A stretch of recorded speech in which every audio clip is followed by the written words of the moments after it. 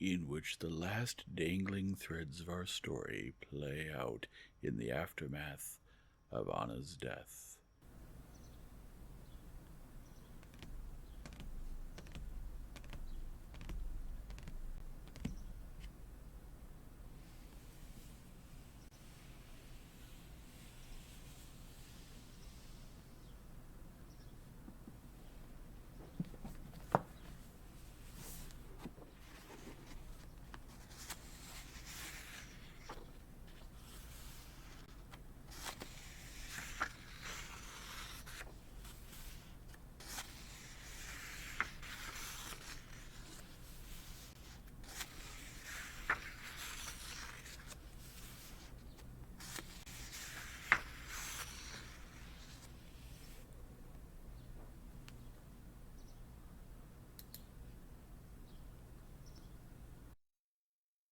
Chapter 14. Levine looked before him and saw the herd. Then he saw his own little gig with Raven harnessed to it, and the coachman, who drove up to the herd and said something to the herdsman. Then, already close to him, he heard the sound of wheels and the snorting of the sleek horse. But he was so absorbed in his thoughts that he did not even think why the coachman was coming to him. He remembered it only when the coachman, having driven up quite close to him, called out, "The mistress sent me. Your brother has come, and some other gentleman with him." Levine got into the gig and took the reins. As if roused from sleep, Levine took a long time coming to his senses.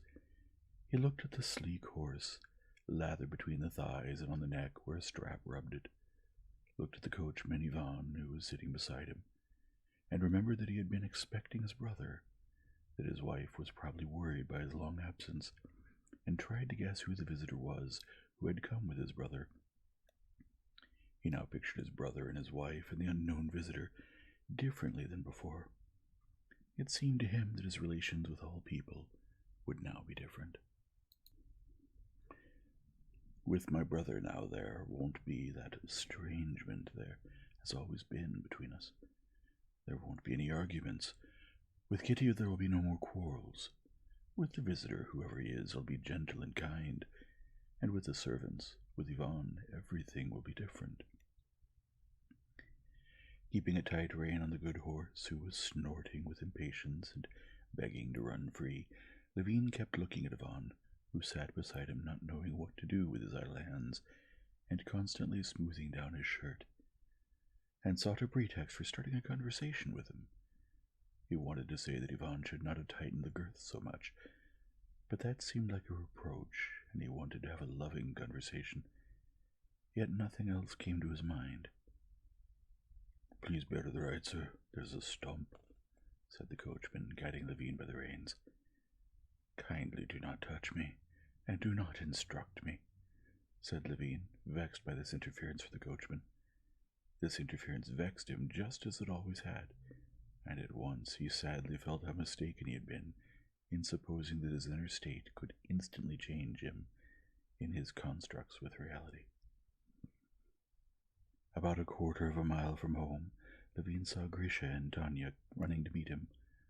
"Uncle Kostya, Mamma's coming, and Grandpapa, and Sergei Ivanitch, and somebody else," they said, climbing into the gig. "Who is it?"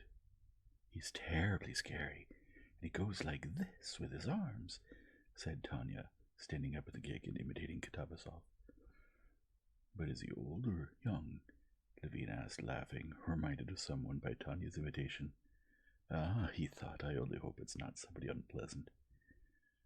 Only when he turned round the bend of the road and saw them coming to meet him did Levine recognize Katavasov in his straw hat, walking along waving his arms just as Tanya had imitated him.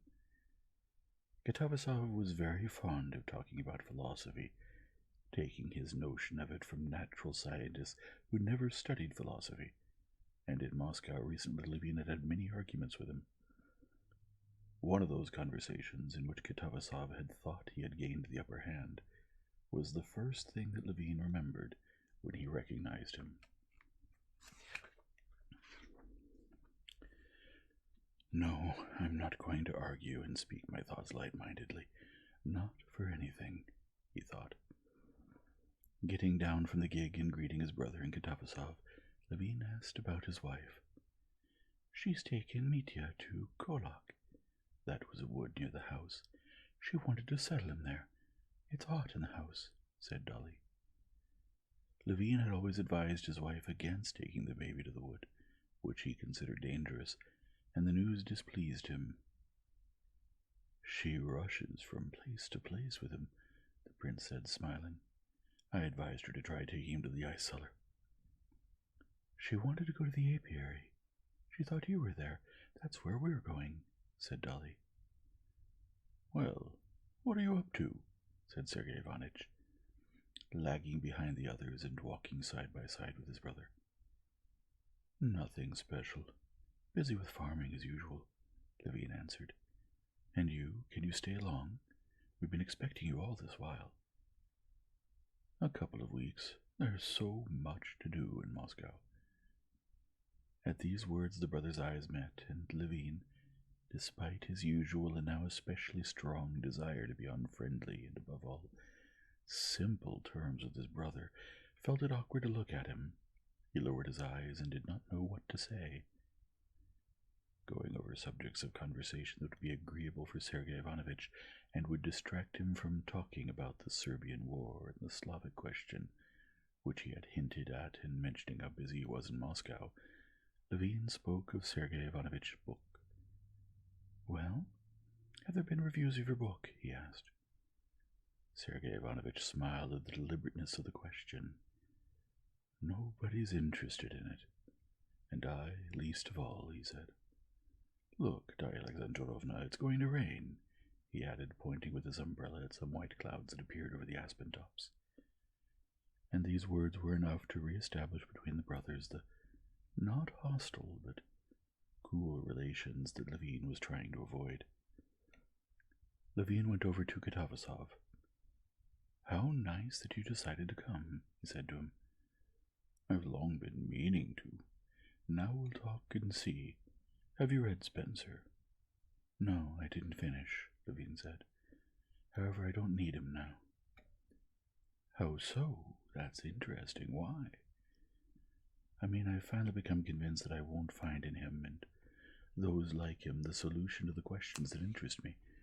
Now—" But he was suddenly struck by the calm and cheerful expression on Katavasov's face, and was so sorry to have disturbed his own mood with this conversation, as he obviously had, that, recalling his intention, he stopped. "However, we'll talk later," he added.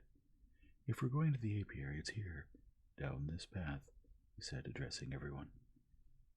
Having come by a narrow path to an unmowed clearing, covered on one side with bright cow wheat thickly interspersed with tall, dark green clumps of hellebore, Levin placed his guests in the dense, fresh shade of the young aspens, on a bench and on stumps especially prepared for visitors to the apiary who were afraid of bees, and went to the enclosure to fetch bread, cucumbers, and fresh honey for the children and grown-ups.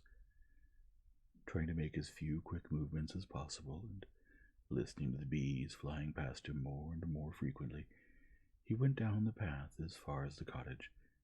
Just at the front door a bee whined, tangled in his beard, but he carefully freed it. Going into the shady front hall, he took down his net that hung from a peg in the wall, put it on, and, hands in pockets, went out to the fenced apiary where, in the middle of a mowed space, in even rows, tied to stakes with strips of bast, the old hives stood, all of them familiar to him, each with its own story. And along the wattle fence the young ones started that year. Bees and drones played, dizzying the eye before the flight holes, circling and swarming at one spot, and among them the worker bees flew, all in the same direction, out to the blossoming lindens in the forest, and back to the hives with their booty. His ears were ceaselessly filled with various sounds, now of a busy worker bee flying quickly by, now of a trumpeting, idle drone, now of alarmed, sting-ready sentry bees guarding their property against the enemy. On the other side of the fence, the old man was shaving a hoop and did not see Levin. Levine stopped in the middle of the apiary without calling to him.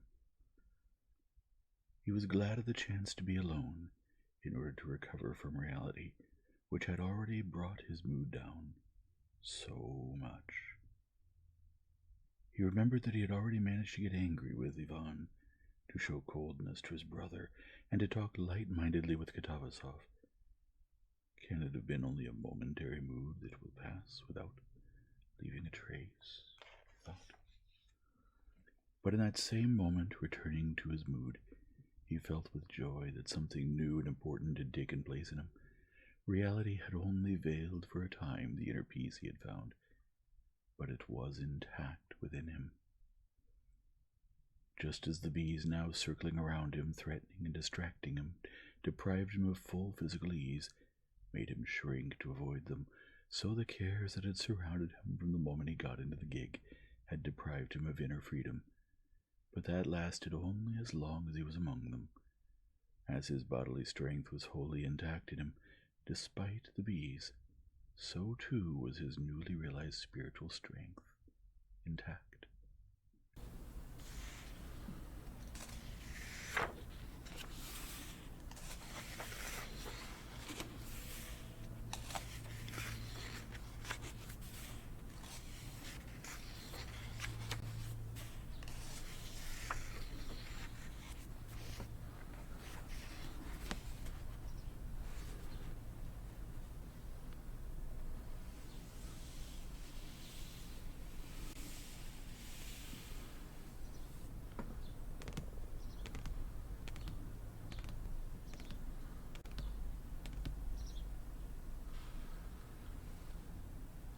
If you enjoy this format, please leave a like and subscribe and return tomorrow for the next chapter.